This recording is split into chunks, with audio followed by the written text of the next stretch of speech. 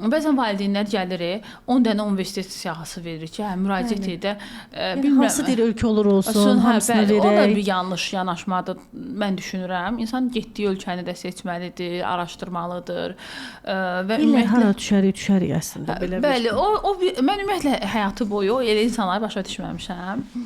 Mən özüm həmişə dilçi olmaq istəmişəm və mən 1-ci il, 2-ci il universitetə girdim və yüksək balanda baya kəsilmişdim. Mənə hamı dedi ki, 2-ci tura veriləm, tarixə düşərsən, nəyə düşərsən. Mən amma deyirdim ki, mən özümü dilçi olaraq görmək istəyirəm bu həyatda.